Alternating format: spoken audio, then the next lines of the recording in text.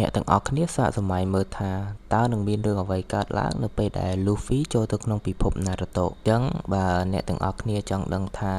វានឹងទៅជាយ៉ាងណាមកតាមដានជាមួយខ្ញុំទាំងអស់គ្នាហើយមុននឹងនិយាយរឿងនេះសូមអ្នកទាំងអស់គ្នាជួយចុច Subscribe និង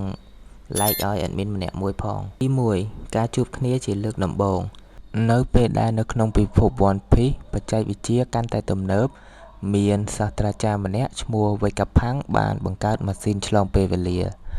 គាត់បានយកក្រុម Luffy ទៅពិសោធន៍ដែលឲ្យឆ្លងពេលវេលាទៅក្នុងពិភព Naruto Luffy ត្រូវបានរកឃើញដោយ Naruto និងក្រុម Team 7 នៅពេលដែលគេដើរល្បាតក្នុងព្រៃក្បែរទីក្រុង Konoha ដោយមើលឃើញថា Luffy មានសមត្ថភាពពិសេសខ្លាំងប្លែកខុសពី Shinobi ធម្មតា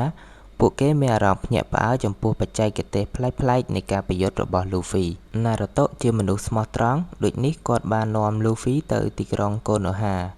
Hokage Tsunade មានការព្រួយបារម្ភប៉ុន្តែគាត់បានអនុញ្ញាតឲ្យ Luffy ស្នាក់នៅទីនោះក្រោមការត្រួតពិនិត្យរបស់ Ninja Shinobi ទី2មិត្តភាព Luffy និង Naruto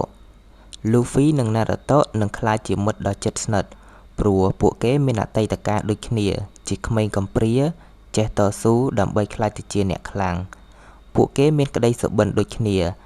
ដោយ Naruto ចង់ក្លាយទៅជា Hokage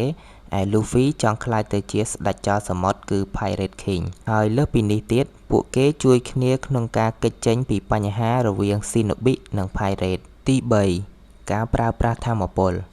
Luffy នឹងមានបញ្ហានៅពេលប្រយុទ្ធគ្នាព្រោះ Luffy អត់ចេះប្រើ Ninjutsu ឬក៏ចក្រា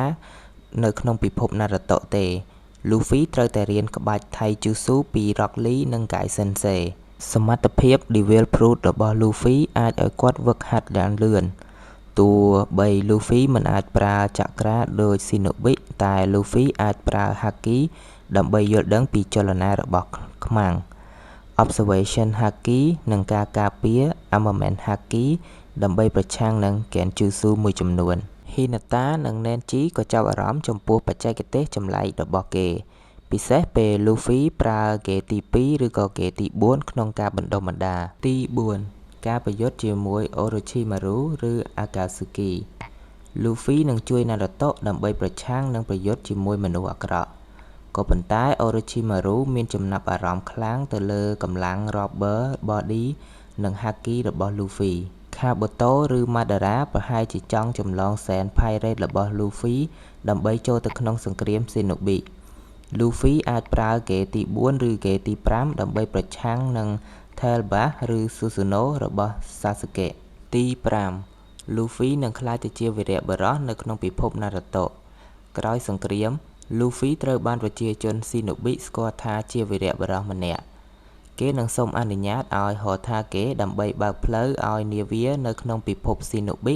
ហើយធ្វើដំណើរជាមួយ Naruto ទៅរកភាពសន្តិភាពនៃ Shinobi និង Pirate បន្ទាប់ពីព្រឹត្តិការណ៍នេះចប់ទៅ Dr. Vegapunk នឹងបញ្ជូន Luffy ឲ្យទៅរស់នៅក្នុងពិភព One Piece វិញគេនឹងរស់នៅដូចធម្មតាដោយ Luffy នឹងរស់នៅក្នុងពិភព One Piece ឯ Naruto នឹងរស់នៅក្នុង Naruto World ហើយចំពោះសាច់រឿងហ្នឹងខ្ញុំមានតែប៉ុណ្្នឹងទេសង្ឃឹមថាអ្នកទាំងអស់គ្នានឹងចូលចិត្តនិងជួយចុច Subscribe Like ទៅលើវីដេអូរបស់ខ្ញុំហើយចំពោះសាច់រឿងនេះដែរខ្ញុំធ្វើការស្រាវជ្រាវពីអ៊ីនធឺណិតមកដែរទេបើមានកំហុសត្រង់ណាសូមអ្នកទាំងអស់គ្នាជួយខន្តីអភ័យទោសហើយ admin សូមឲ្យអ្នកទាំងអស់គ្នាមានសុខភាពល្អបបររុងរឿង